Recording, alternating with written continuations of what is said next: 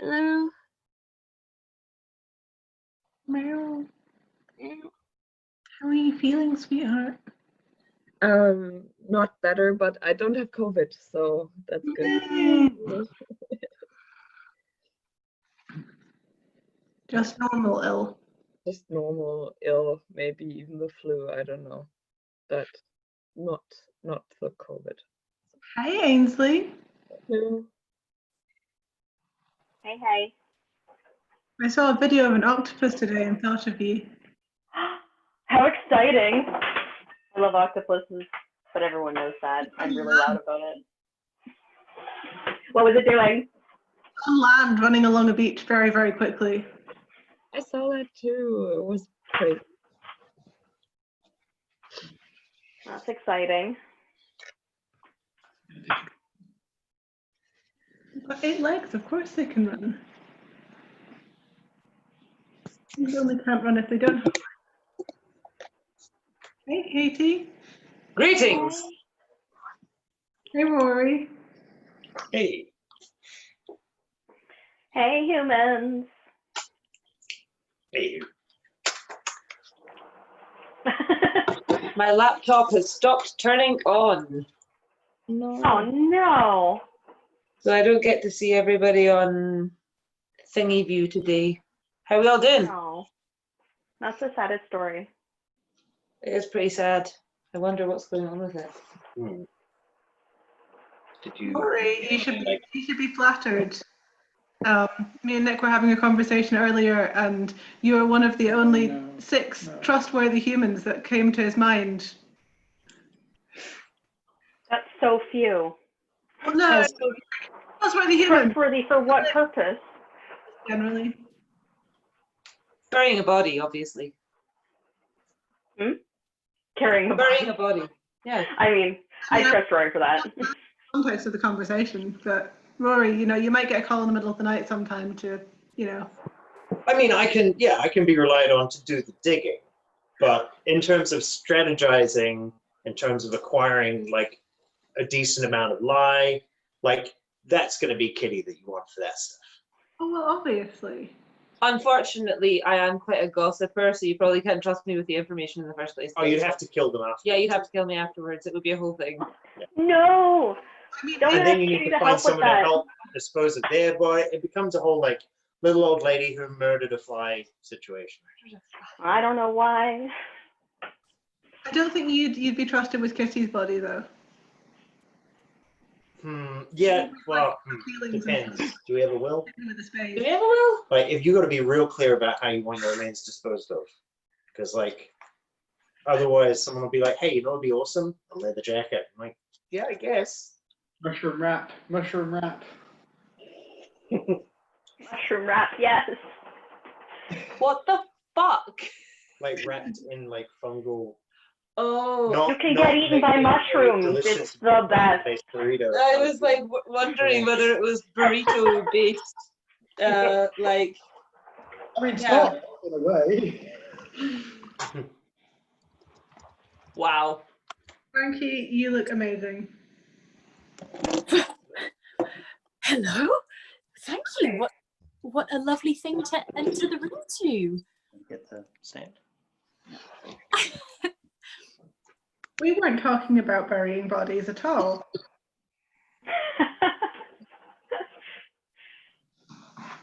Wait a second. What's been going on in here? I mean, I guess it's thematically. We're saying what we want to be done with our bodies when we die. That's what's happening. Oh, And my laptop is turning on again. Hooray! It's all, Yay! great. It's a Christmas miracle. It's a, yeah, totally Christmas. That's why we have whiskey. That's quarantine, baby. That's quarantine, baby. It's Christmas now.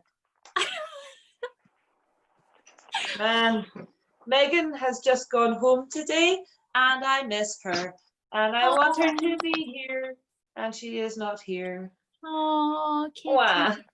Wow. Also, Oh, a video game character died 3 days ago in the game, and Kitty is still deeply in mourning about it. I miss you, Arthur Morgan. He's a good beardy boy. He tried his best. He tried his best. It was a whole redemption arc. It was so good. Oh, sweetie. And Luna's gone. I don't know what to do. I live in This the is past. such a Like- litany of sadness. This is in no way meant as like ridiculing Kitty at all. It's like a testament to the quality of the game's writing that over the last 3 days, just periodically, Kitty would get like a glassy expression and like stop what they're doing in the middle of like cooking or whatever and just, I miss Arthur. I miss Arthur. If you haven't played Red Dead Redemption 2, you should totally check out Red Dead Redemption 2. My heart is broken and I need to read some fan fiction to unbreak it. Yes. It's like the perfect thing. When you can't let go of the story, fan fiction. There is a surprising amount I learned. Well, surprising to me anyway. I mean, if it was that heartbreaking, Katie can't be the only one who's sad about it.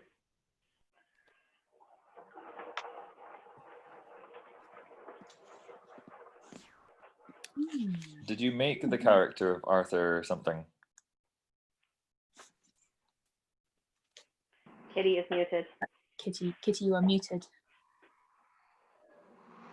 Yeah, there were two of me. Oh. What was the question? Did you make Arthur? You could make Arthur. Like, was it a character that you created, or was it something built into the story? No, it's something built into the story. I think was the question that I'm translating for Malcolm. Yeah. Thank you. It started You're out welcome. he was a very nasty boy, and then he got tuberculosis and got nicer. That's what I find often with my patients. Sorry? That's what I find often with my patients. Oh, really? No, You get a terminal illness and then realize that being nice is worth doing? No? sadly not. Kitty. Would a Marge Piercy poem make you feel better? Yes. Would that help at all? It's a nice one. I would like to hear a Marge Piercy poem, even if it would not make me feel better. Okay. Well, As long as it would make It might make me feel better if that helps. well, if anybody needs making feel better, here is a Always need Marge that. Piercy poem that might do the trick. Also, I love you. So this is from a collection called Stone, Paper, Knife, and the poem is called The Back Pockets of Love. Your toes, modest stalagmites sticking up in the ice caves of the winter bed. Your toes, succulent mushrooms, stumpy chimney pots rising in their row. Wee round faces, anonymous as nuns, calloused, worn as coolies aging in their traces. Small fry, wriggling moonbeam minnows escaped from the dark traps of your shoes. Pipsqueak puppets, piglets nosing, soft thimbles, dumpy sofa pillows of flesh. Love dwells in the major caves of the psyche, chewing on the long bones of the limbs of courage, the great haunches of resolution, sucking the marrow bones, caves lit by the lasting flames of the intellect. But love cherishes too the back pockets, the pencil ends of childhood fears, the nose-picking and throbbing sweet tooth, the silly, hard-working toes that curl now blamelessly as dwarf cats in the warm covers of the sweet tousle nest of mutual morning bed. Oh. That was gorgeous and really darky and amazing. How cute is that? So cute. Also, my toes feel weird now. Like, Definitely referring to Kitty from now on as succulent mushrooms. No! No! I'm so sorry, Kitty. This was What have you- supposed to be a gift. What have you done? It is a blessing and a curse. Yeah, but fucking. This is a category of pet names that includes little cabbage. Very cute. Piccalilli was always one of my favorites. How are we doing for time? Also, who have we got? Who have we- Story time. I have buddy. Hey, Cara. Hi, sweetie. Frankie. Hey, yeah. Hi, Carmen. Hi, Gordon's sofa. Hi, Mike. Hi, Jada. Hi, Malcolm. Hi. Oh my God. Hi, Jenny. Hi, Ainsley. Hey, everybody. Sorry, this is probably very boring for the catch-up crew, but just wanted to say Hey, hi, boy. catch-up crew. Hi, catch-up crew. Mike, you look more adorably floofy every day. Like you're floofing at some sort of exponential rate. It's more than a day's worth of floof growth every time. Oh. It's My very aesthetic today is definitely like children's book author being interviewed on breakfast television and about to say something that is going to go viral. It's yeah. Yeah, I would watch the like wholesome family science program that you host on at like 4:30 on a Friday afternoon on BBC Two. Me and my brother Brian. Yeah. Bring me the 7 heads of the Chuckle Brothers. No, I come shall on. reign supreme. I don't think that's on brand. We're all being very wholesome tonight.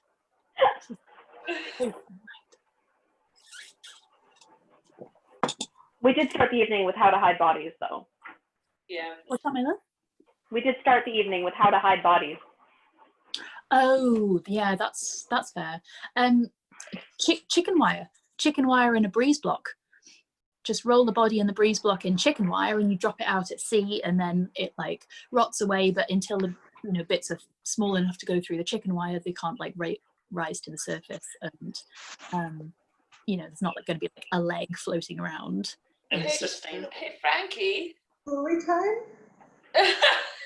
That was a story. Please, can we have story time? And that's all the story you're getting.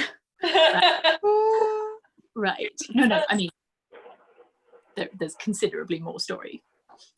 I didn't mean that. Right. Okay.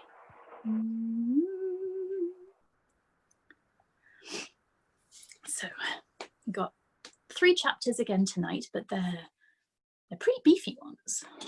So, let's see. Now, are you sitting comfortably? Then I'll begin.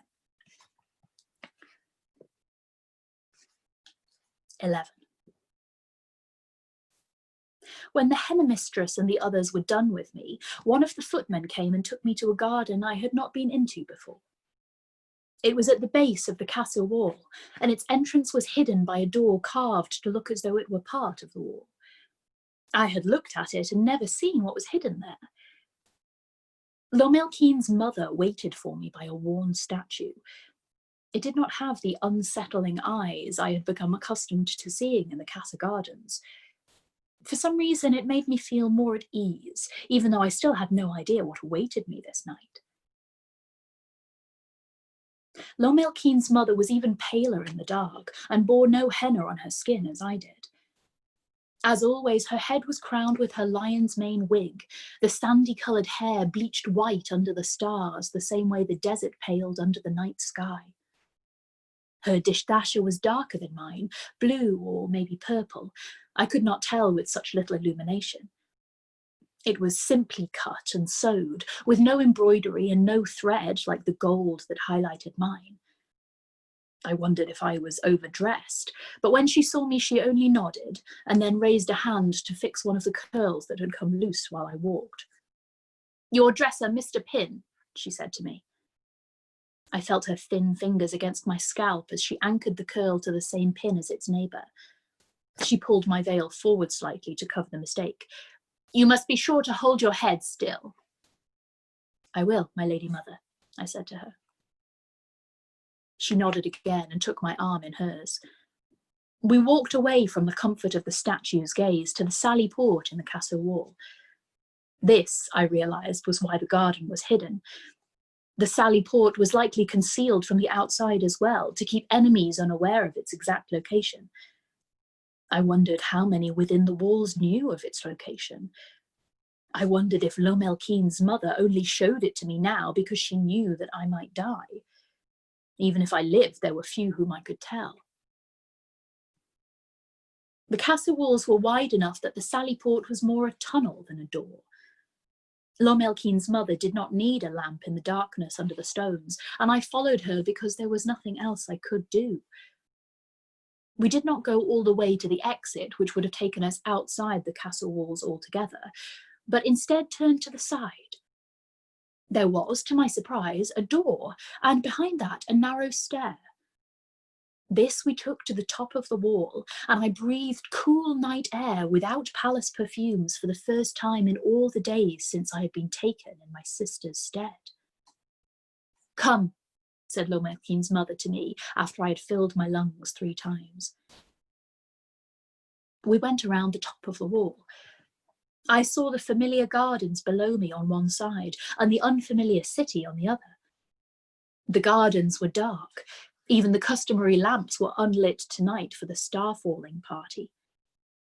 The city, stretching out into the desert from the safety of the castle wall, was lit up with hundreds of little lights.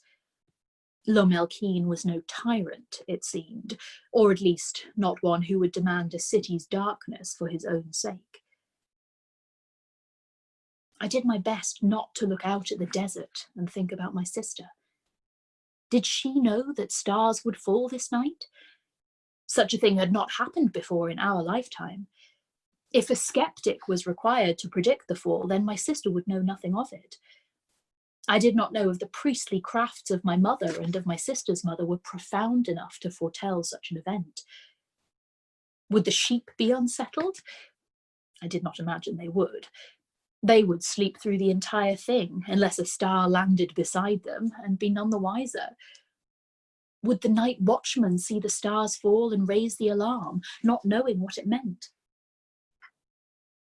In all the preparation, I had not given much thought to the actual event.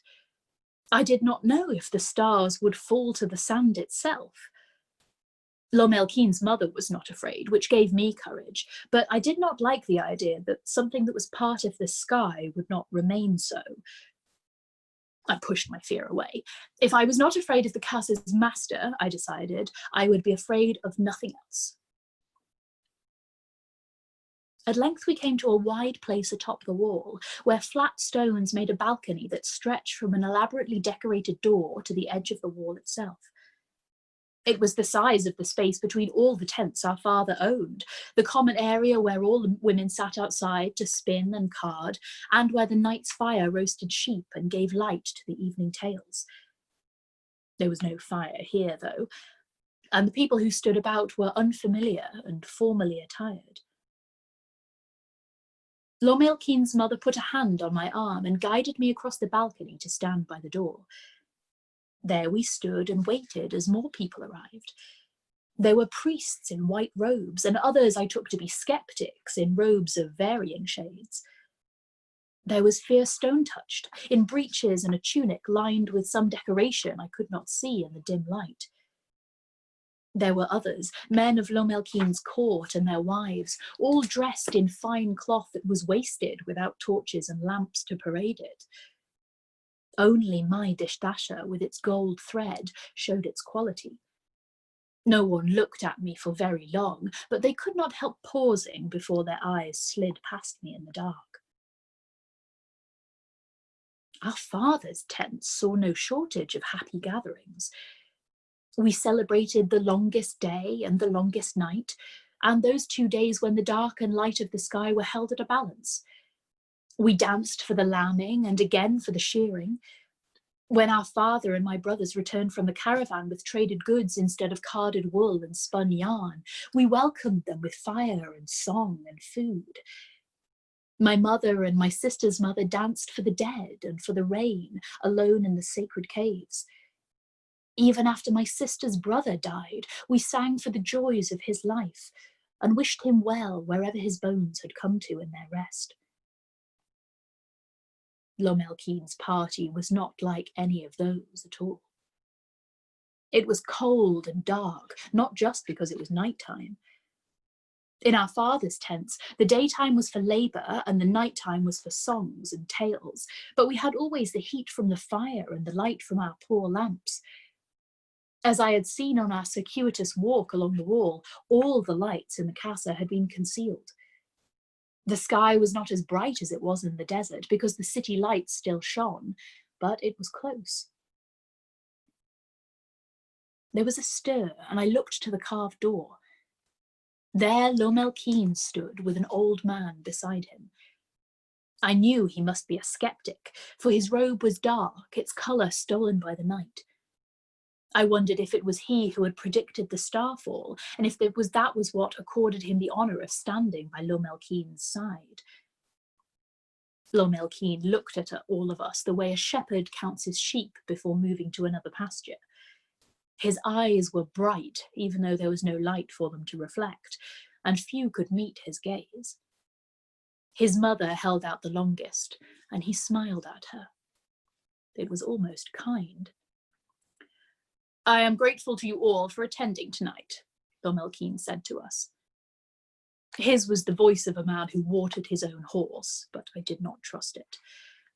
"I know that you weary yourselves during the day to serve me and to serve our kingdom. I thank you for putting off your rest for a time, that you might watch this miracle with me." They murmured that it was no trouble, of course. There was nothing else they could do. "Before the sky begins its show," Lomelkeen continued, "we will hear from the skeptic Sokath, his eyes uncovered, as he has won the right to speak before us tonight." The skeptic beside Lomelkeen bowed to him and then to the other skeptics and priests before walking to the middle of the balcony. "How does he win the right to speak?" I said to Lomelkeen's mother as softly as I could. It was the voice I used to speak to my sister when we did not wish for any of the other women to hear us. I used it now because I did not wish to show ignorance on this grander stage. "They threw dice," she said to me. She used the same voice. I wondered who she might have learnt it with. "Thus do they appease both the odds and the gods." The skeptic had drawn himself up into a pose I recognised. It was how our father stood when he made a marriage in the village or announced the season's trade route. It was how my brothers stood when they imitated him and gave my sister and me petty orders, which we invariably disobeyed. It was not, I noticed, how Lomelkeen stood. He did not have to draw anyone's eye to earn attention or respect. He could command both, and there was no one who could refuse either. I'm going to have to let the cat in, or she's going to make that noise all night. Come on, you terror. All right. Be good and be quiet, okay?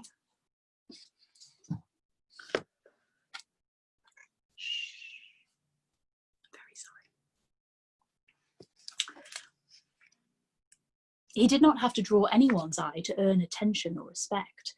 He could command both, and there was no one who could refuse either. "Gather, gather," the skeptic intoned. Instinctively, I leaned forward. So did the others. Then Sokath, his eyes uncovered, looked directly at me. "Listen, and I will tell you the secrets of the skies." If I had stayed in our father's tents, I would have learned no secrets beyond those of... Don't do that, okay? If I had stayed in our father's tents, I would have learned no secrets beyond those of how to run a household with my sister when we were married. The men we wed would have had their own mothers to wear the priestly whites, and those women their own acolytes to train. I would have learned the secrets of the grain and the sheep, the hearth and the bed, the kitchen and the loom, but nothing else. I had not stayed in our father's tents. My sister learned the songs her mother sang for the dead, and now I might learn the secrets of the sky. If I died, I would not know them for very long, but I would know them. Sokath, his eyes uncovered, did not seem to mind that the girl he spoke to might not have time to ponder his lesson. I looked back at him, though I wasn't sure if he could tell in the dark and through my veil which way my eyes were turned. There is a wanderer in the sky, Sokath, his eyes uncovered, said to us, to me. It circles us the way we circle the sun, but its journey is far longer than ours. As it travels, it gathers a caravan of stars in its wake, and when it passes above our heads, we see the caravan in the sky. How long does it travel, revered skeptic? Lomelkeen asked. For every night that it is in our sky, it will be gone from us for 10 years, the skeptic said, and it will light our sky for 7 nights, beginning now. I would not see the caravan of stars return again in my lifetime, I knew then. It did not matter how many nights more I survived Lomelkeen's marriage. Any child I might one day have would never see it at all, unless she lived longer than most born in the desert do. The idea might have frightened me before, but now I understood the dangers of the world with greater clarity than when I had lived in my father's tents. I might die tonight or tomorrow, but soon in any case. My lords and ladies, said Sokath, his eyes uncovered, I bid you look up to the sky and see the wonders there. It began slowly. One moving spark in a sky full of fixed lights, spiraling blue and gold, and then doused by the blackness of the sky. Not all of us saw it, it burned so quickly, but soon there were plenty of lights to marvel at. I hoped my sister was watching. I hoped she did not fear the sight, but stood in the sand and watched this beauty with her strong heart. Our father and my brothers should be home by now, watching with my mother and my sister's mother as the sky danced above them. And then I forgot about the stars, because Lomelkeen moved from where he stood and watched. Everyone else, priests and skeptics, lords and ladies, had their eyes fixed upon the dancing skies, but I saw him. He stalked across the balcony, his hunter's feet stepping lightly as a lion on the stand, and stopped beside where I stood. His mother looked at us, but did not speak. I could not see her expression, nor his, and took some small comfort in the fact that my veil hid my face from him. Then he closed one hand upon my shoulder, crushing the fine weave of my dress, and pulled me into a darkness that was beyond the reach of the stars. No, just kidding. 12. It was a small room, I could tell that much. The stone against my back was hard. There was a breeze, it had followed us through the door, but no silks or perfumes were stirred by it. This was not a room much used. Lomelkeen loomed above me, his breath heavy with spice from his dinner. One of his hands was at my waist, and the other arm was pressed against my breastbone. If he wished, he had only to shift it upwards and it would crush my throat. I am glad you could join us tonight, wife, he said to me. He did not sound threatening, merely careless and unkind. A man who had fine things and did not care for the work it had taken to get them. I had few alternatives, I said to him. Surely you would not kill me here, not with everyone on the balcony. They might still watch the sky, but they had all seen me. How far, I wondered, did their acceptance of Lomelkeen's murders go? No, we would both go back out onto the balcony after he had what he wanted. I lamented that the ties on my dress were not likely to hold. I suppose your sister watches tonight as well? He asked, almost conversationally. The arm against my breastbone had not relaxed. Tomorrow I would have a bruise. I was determined to see it. Do you think she cowers in fear, thinking the sky will fall down upon her head? My people know the priest's ways as much as anyone in the city, I told him. Our father walked the desert, and my sister was neither foolish nor timid. She was worth 10 of Lomelkeen. My mother and my sister's mothers know the songs.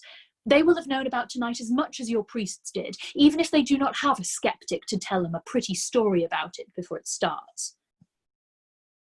I suppose even a common desert girl like you is better than that, he said to me. He pulled back, but I did not relax. If he moved away from me, I was not going to follow him. Your dress is beautiful. The cloth was only orange when I bought it for you. However did you manage to add the gold? I did not answer him. I was not about to tell him that I had woven it in my dreams, as if that is what had happened. I did not like the sudden gleam in his eyes. It flickered like a lamp left exposed to a breeze. It might flare up and set fire to all surrounding it with no warning. It matters not, he went on. You and I have a ritual to perform, same as every night. I had not considered it a ritual until he said it. There were no special words or songs. We lit no candles, and I am not sure either of us had any peace from it. Yet every day, every night, we came together. It was not a marriage, as I had been taught, but it was something, and he had given me its name. My sister does her rituals too, proper ones, far from the city walls, I said to him, though I could not say how I had seen it.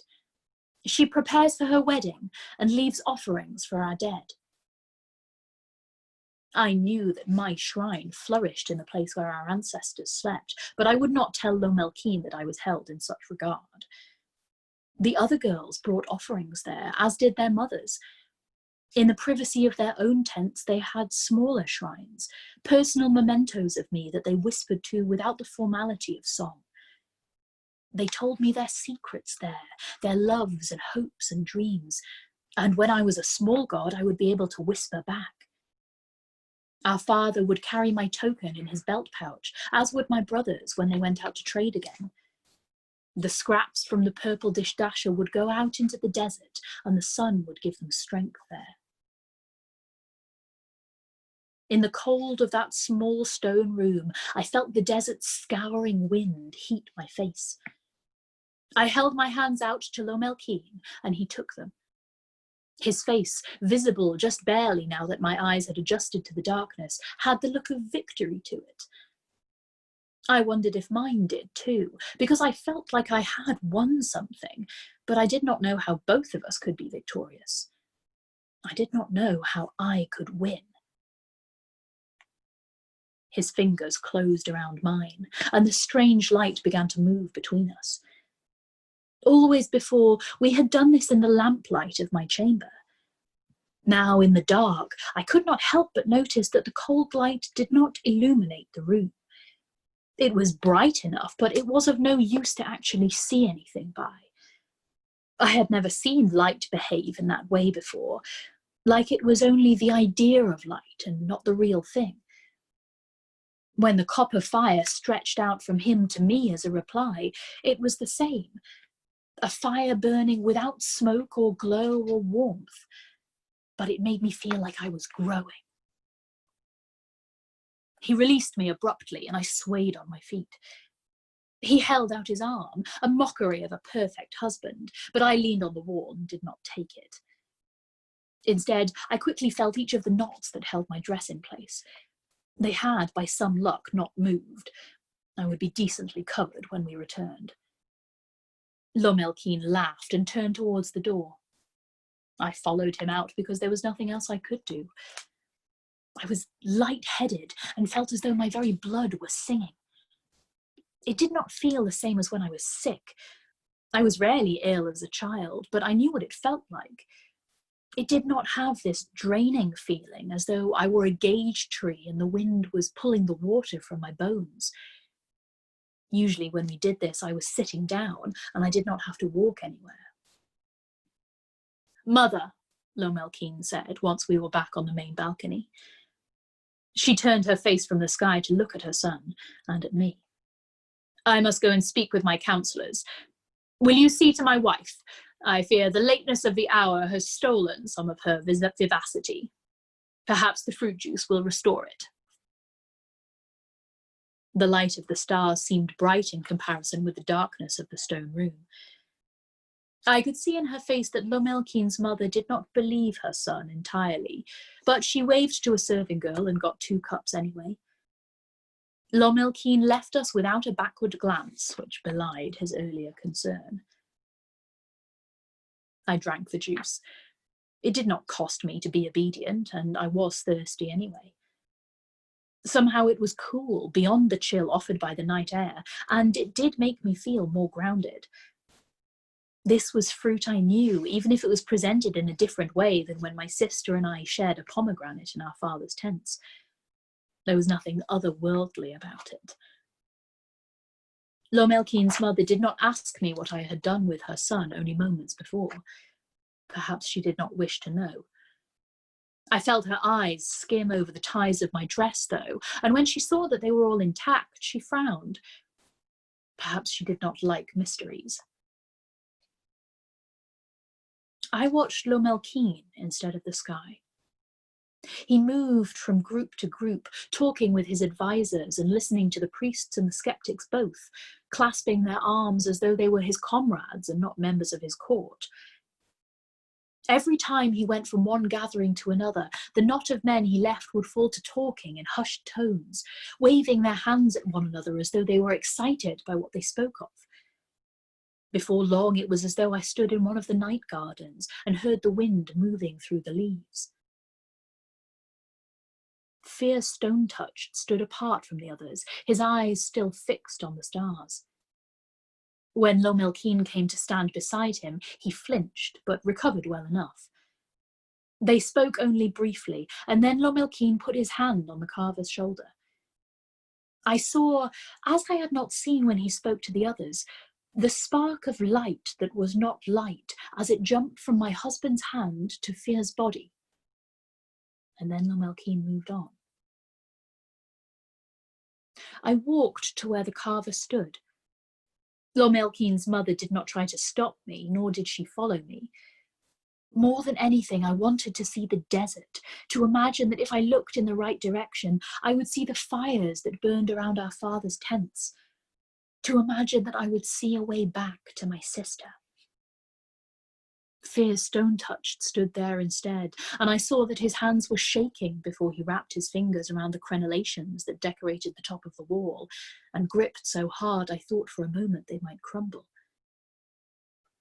"Do you miss the tents of your father, Lady Bless?" he asked me. "I do," I said to him. I had not expected to be gone long enough to miss them.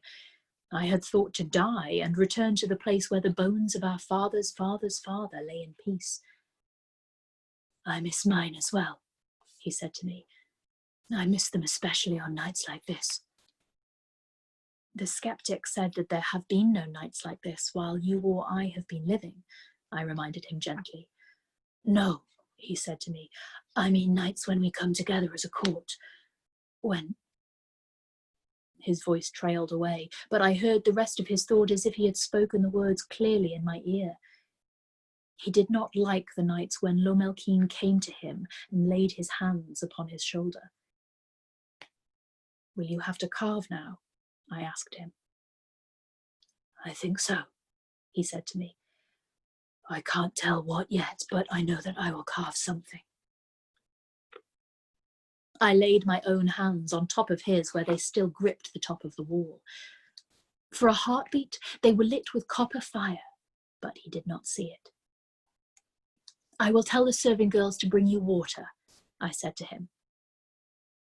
He pulled his hands out from under mine, glancing nervously to see if anyone had seen us, but no one had. "I will not stop to drink it, Lady Bless," he said to me. "Then I will tell a footman to make you drink," I said to him, "as long as he does not hurt you too much." Fear Stone-Touched laughed. It was not a happy sound. I knew that he would hurt whether he drank or not. "I am sorry," I said to him. "It is the only way I can think of that I can help." "I understand, Lady Bless," he said to me. He bowed formally, and I returned to stand by Lomelkin's mother until we were all finally dismissed to find our beds. In the morning, the carving madness came upon Fear Stone-Touched, and he would not be stopped from his work. All day he stood in the hot sun and set his tools to the stone. Yet whenever a serving girl came into the courtyard with a jug at her waist, he would go to her and drink. Beneath his hands, the statue took shape. The watching guards and footmen were certain that it would be a lion, but the headmistress said that the shape of the face was wrong. She was correct. By the time the sun had set, a lioness stood proudly in the courtyard. When Lomelkeen came to me that night, before he went back out to watch the second night of falling stars, he looked at me for a long time before he took my hands. This time, it was not the way a lion stalks a gazelle, but rather the way a ram surveys the ewes. I ordered them to move the statue, he said to me, once the fire had faded from our fingers. He did not release my hands. I will not destroy something that took such work, but it is not like the others. Oh, I said to him. I did not pretend interest. It was genuine. Yes, he said to me. There was something wrong with its eyes. Then he left me to dream of sound.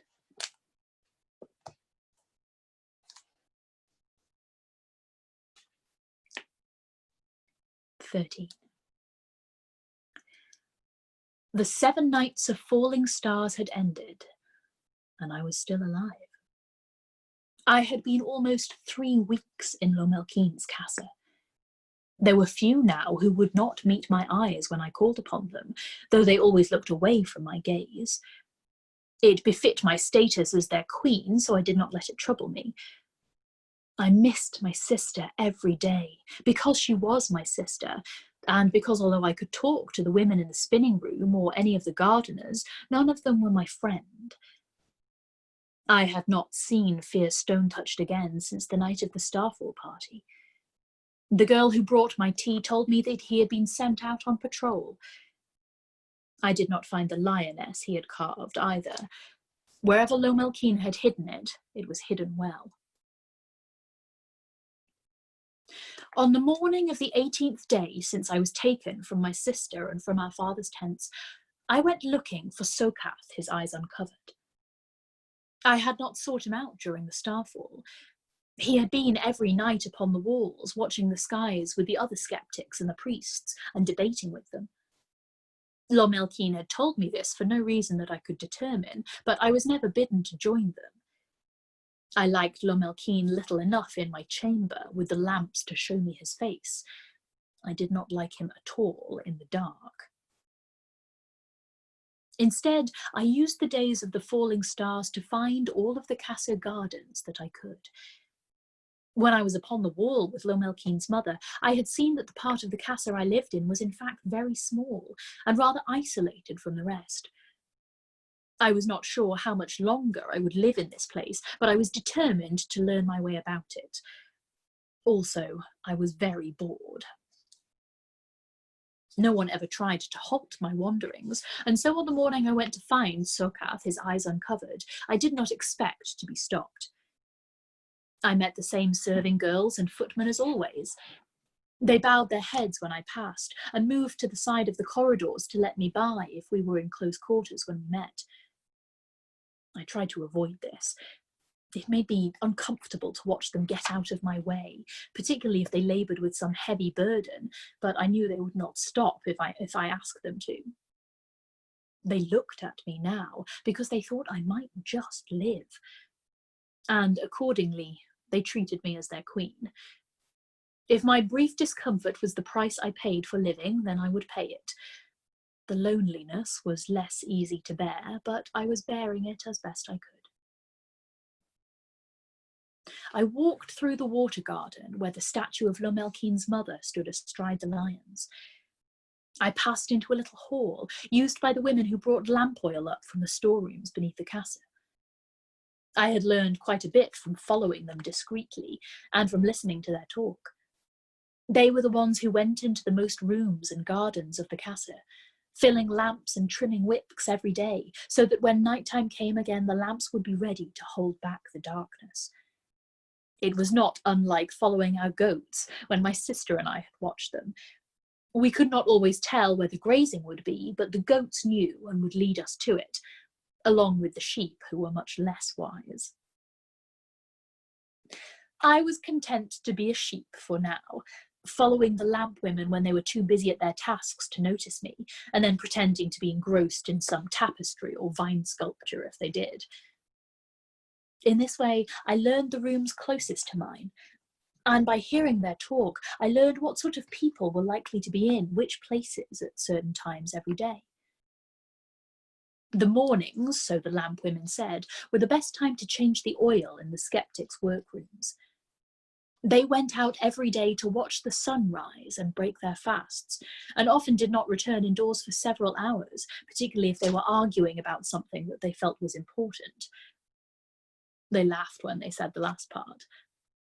Skeptics were useful.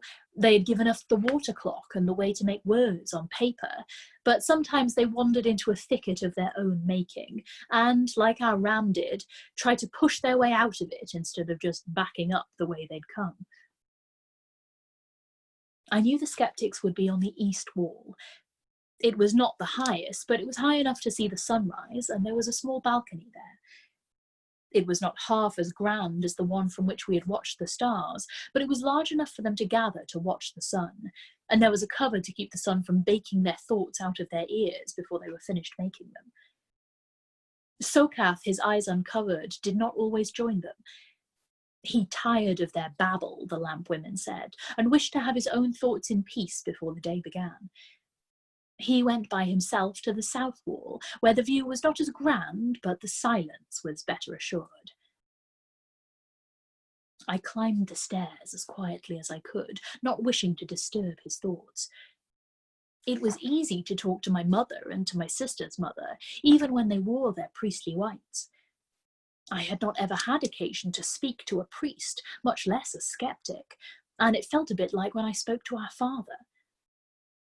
I took a deep breath before I stepped out onto the narrow walkway at the top of the wall, and then stood behind him, breathing as softly as I could while the sun fully cleared the horizon and began its daily trek across the sky. "Do you know," Sokath, his eyes uncovered, said to me after a time, "I think the world is round, and I think we are near the side of it, not at the top." I had never thought what shape the world was. For so long it had been the shape of our father's tents, the shape of our father's herds, the shape of my sister. "Why?"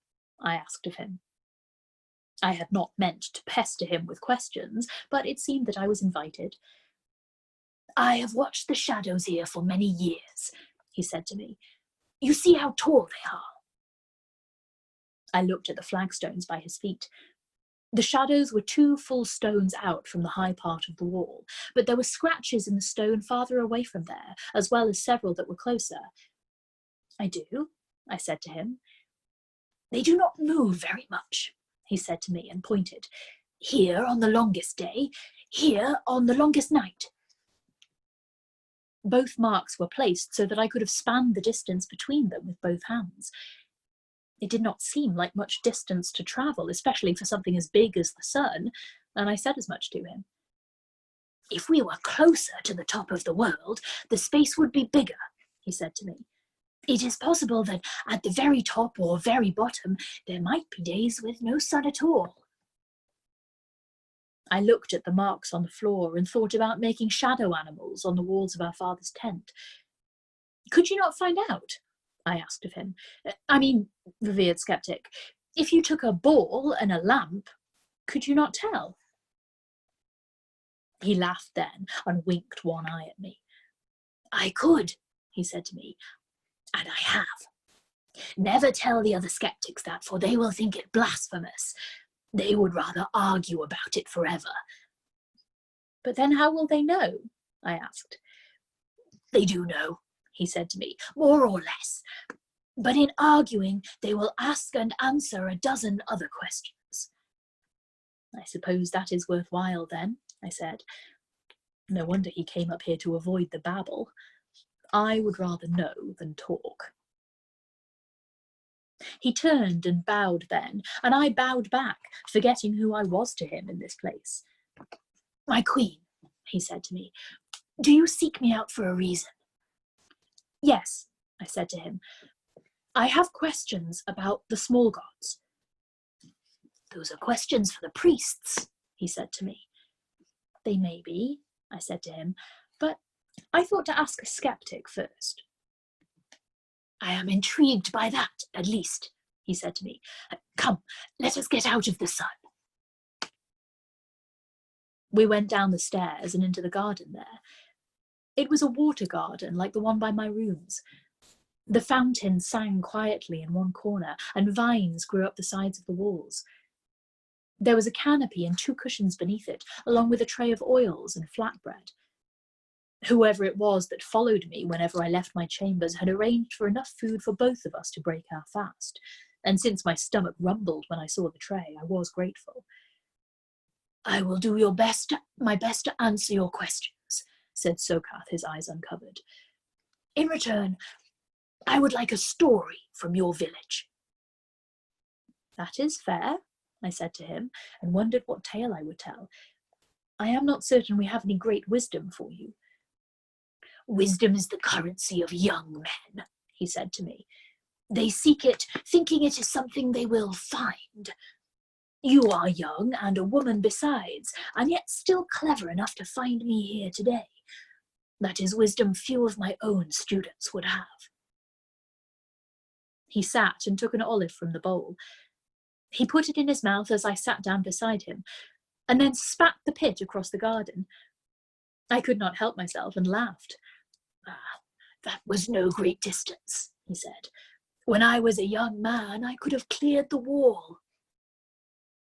I looked up and knew that he was jesting, but it had been a very long time since anyone had said anything light-hearted to me. I caught myself. It had not been a long time. It had been only the time since I came to the casa, and that was still short enough that I could number the days. I took an olive and removed the pit with my thumbnail, as I had been taught. Sokath, his eyes uncovered, looked almost disappointed. So once I had eaten the olive, I put the pit in my mouth and spat it out as hard as I could. It barely cleared the cushion, and he laughed again. "You will learn the trick of it if you practice," he said. "Life is too short to pull out olive pits, when spitting them is so much more fun." He said it in a friendly way, but I looked at his eyes and they were sad. He had more years than our father, and I would be lucky to live another day. I took another olive, this time wrapped in flatbread. It nearly stuck in my throat, but I forced myself to swallow it and then spat out the pit. It went no farther than the first one, but I felt I understood why. It had to do with where I put my tongue. "Now," said Sokath, his eyes uncovered, "ask me your questions, and we will see if we can find the answers you seek."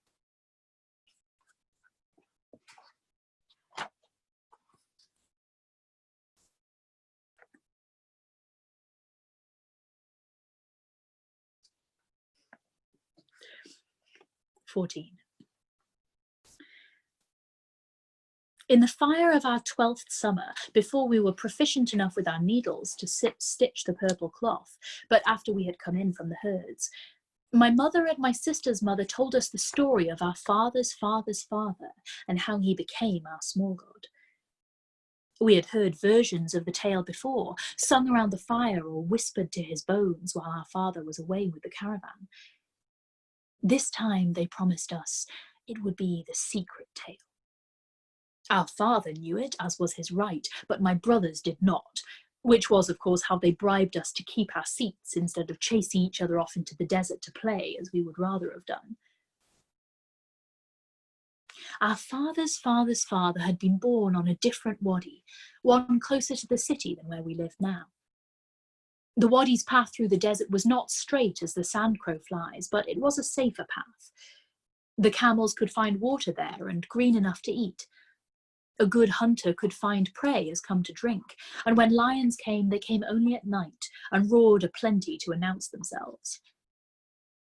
Our father's father's father was not a hunter, save at need, and though he was a good enough shot to keep the hyenas and wild dogs off his herd animals, he was not good enough to get sufficient meat for the whole camp that way. He was content, though, as a herdsman, and by the time he was 20 summers old, he was herd master. It was the herdmaster's job to pick which animals were fit to eat and which were fit to mate, and to pick the path the herds would take. A wise man, it was said, followed his goats. A fool was led by his sheep. A master, though, picked his own way, and that is what our father's father's father did. He had no skeptic to tell him how the water moved in relation to the sun, and no priest to tell him what small gods to ask for guidance and what offerings to make to catch their attention. He had only himself and the craft he had learned from his summers under the desert sun. The wadi was crowded. Many families made their camps along it and used the water for small fields and for their own use to drink. Our father's father's father's village was small, and their herds suffered because there was not enough space for them at the wells. There were many merchants crammed together as well, and they bought and sold and traded the same goods over and over until the prices were so high that our father's father's father could not afford them. One of the merchants who had the highest prices also had a camel. It was an older beast, one which knew the desert well. The merchant always left the camel tied to a post in the middle of the market square while he went to talk to the other men. Even when the sun was at its hottest, the camel would stand patiently in the heat and wait for its master. One day, when the others had taken the sheep and goats, our father's father's father came to the market. He needed to buy a milk goat because none of his goats were in milk. One of the village women had died in childbirth, and there was no one to feed her baby girl. The only merchant with a milk goat was the man who also owned the camel, and when our father's father's father saw this, he despaired, for surely he could not afford the price, and then he would lose another member of his village, tiny though she was.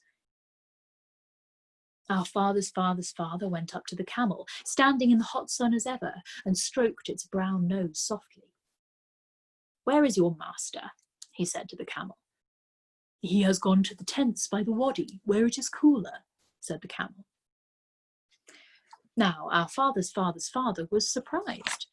He had not expected the camel to answer him, but he knew that surprise was no reason to be impolite, so he continued, talking to the camel as he would to the old men who played backgammon in the shade. "Thank you, revered elder," he said. "Why do you seek my master?"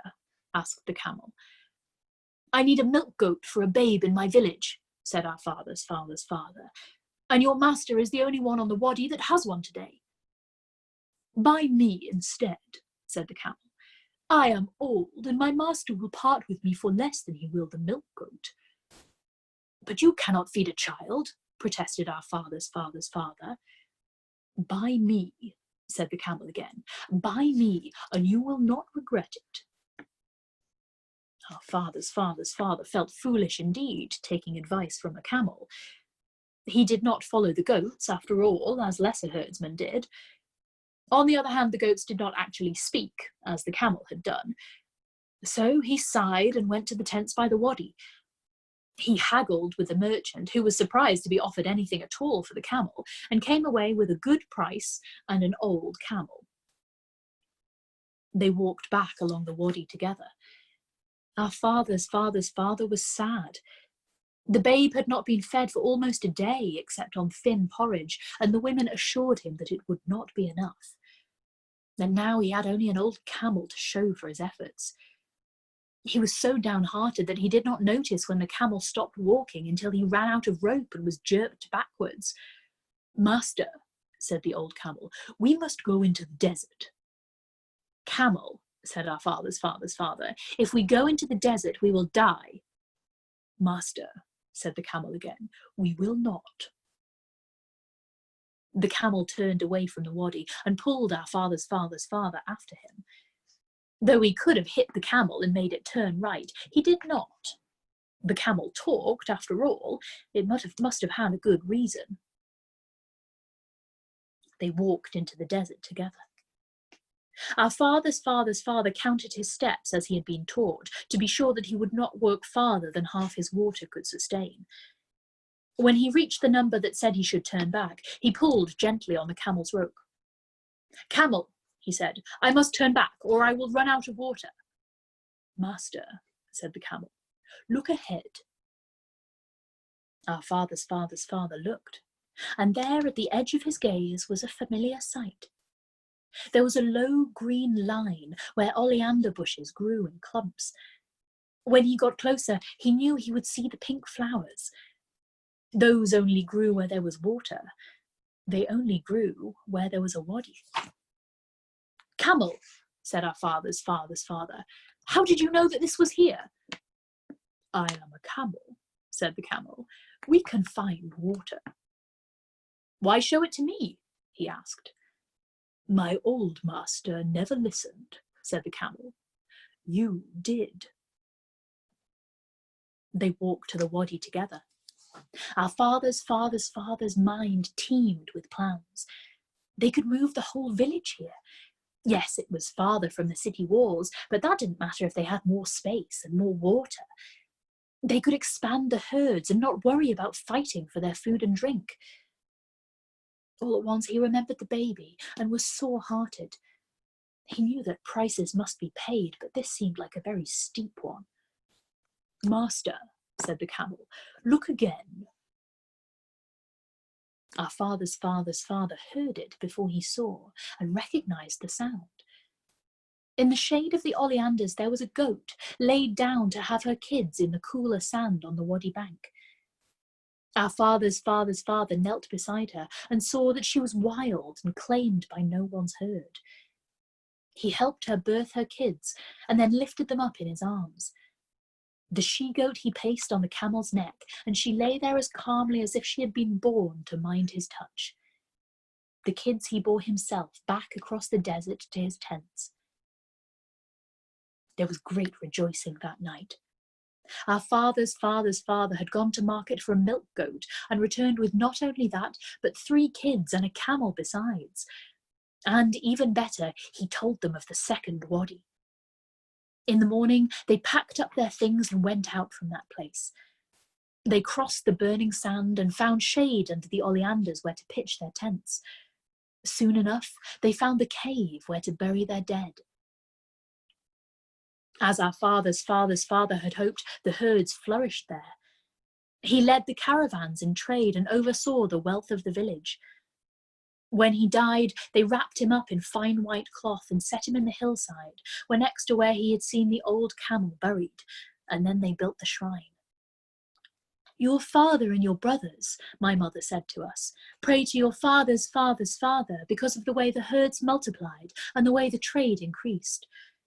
We pray to him as you do for those reasons too, but that is not the only reason we pray to him." "This is the secret," my sister's mother said to us. Her eyes burned the way they did when she wore the priestly whites and sang with my mother before our father's tents, even though we were only sitting in the shade of the oleanders and spinning thread. "This is the part of the tale that you must keep close to your hearts all your days." My sister promised, words spilling from her lips like oil from a jug. I was so in awe of the tale and of the promise of something my brothers could not have, I could only nod. "The baby that lived because of the milk goat was my mother's mother's mother," my mother said to us. "If she had died, I would not have wed your father, and you, my daughter, would not have been born at all." "I would not have my dearest friend," said my sister's mother to us, "and you, my daughter, would have no sister." We clasped hands, my sister and I. We had come so close to never having each other, and we had not known it until that moment. All at once our bond was even stronger. We had always prayed to our family's small god, but now we put our hearts into every word, and our work into every offering we left at the shrine. We gave thanks as much as we asked for blessings, and we made sure to pour out cool water where the bones of the camel were laid. And if we left oil and bread where my mother's mother's mother were buried, we were not the only ones to do so. But that was a secret too.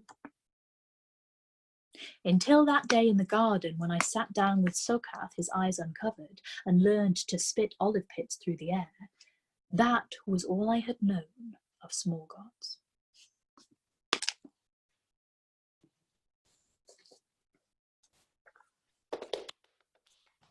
Ah, it's so lovely. Very good.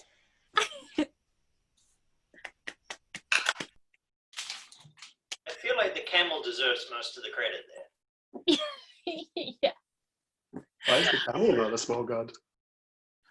I mean, he gets cold water poured on his bones. What more could anyone ask for? Pretty good. In my camel from pyramids, who does the mathematics? Yeah. I've just, Kitty, I've just seen what you put in the chat about Data from Star Trek. Oh no. Maybe the camel was Data the whole time. Is this a camel voiced by Data, or is it like Data in like a pantomime camel costume? He's on the holodeck, and this is all taking place on the holodeck. Sherlock Holmes hat.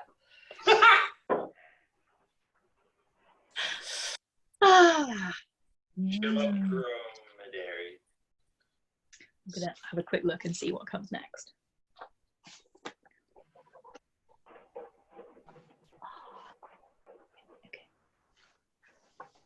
Data in the Sherlock Holmes episode, because surely Data could do a perfect Sherlock Holmes accent rather than a bad American impression of an English accent. Oh! Oh my god. Except accents changed so much, that was probably what the English sounded by then. Oh. Shit's going down tomorrow. Yeah. I'm just gonna put it out there. Shit's going down tomorrow.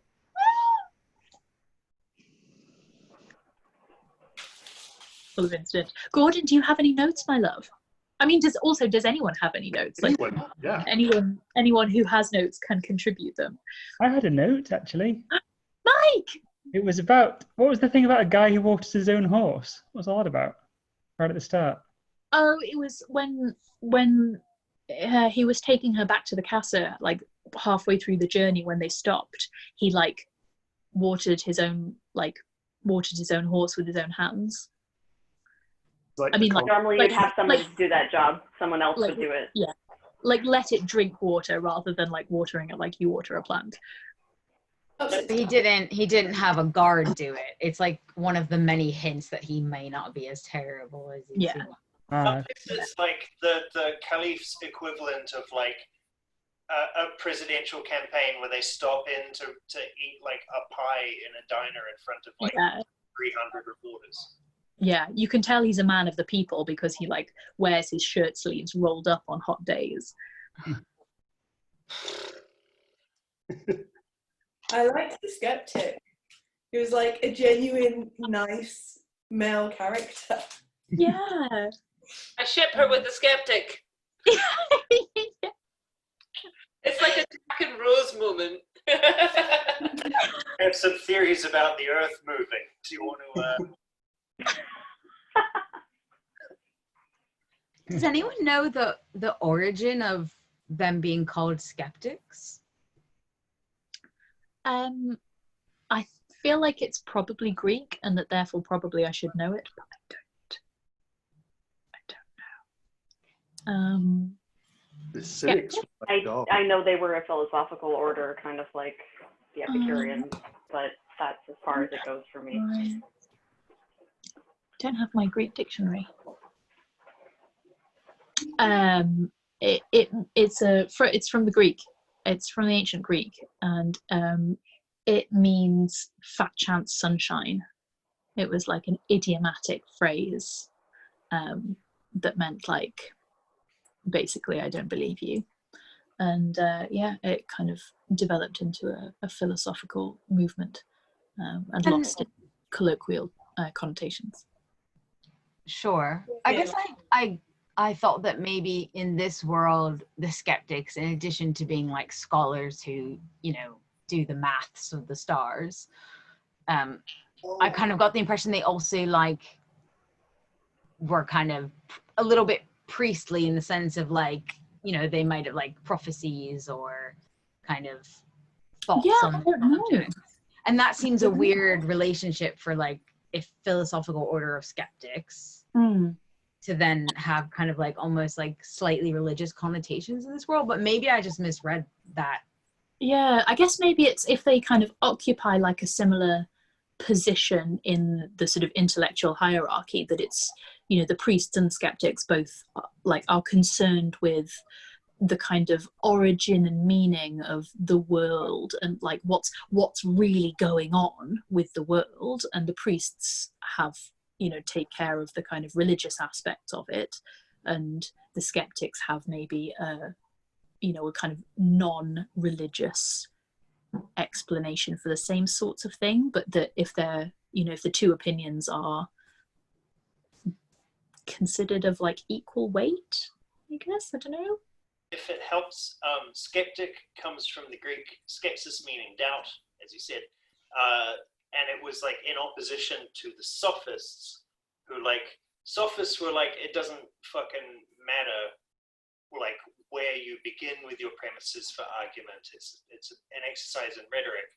And skeptics were like, no, it's important to begin from a place of doubt and rational inquiry to like find knowledge, rather than simply just like seeing how far you get with a statement. Yeah. Also, fuck sophists. Yeah. Right? Right? To play devil's advocate, the sophists are wrong. Mute. But yeah, Gordon, your notes, my darling. Oh, you're still recording. I'm still recording. Okay. There's secret notes. Or do you want to keep recording so that people can get more? Well, we've kind of established a precedent whereby the notes are secret for this book. So let's continue with that, and we can think again for the next one. So should we all say goodbye to the catch-up crew, and then I'm going to go and get a quick drink because Malcolm's drinking. I feel left out. And I don't want you to start your notes until I'm back with my drink, okay? Wait, is all we have to do to say just drink, and that's how we get you to stay all the time? It's Malcolm has special powers, and also we were on the phone earlier and he mentioned that he would be having a drink, and that now it's in my brain that he like planted the seed early, and I've had like an hour and a half to water it with thirst. That's an oxymoron. So the point is, good night, catch-up crew. Good night, crew. Hi. We love you. Good night. Bye.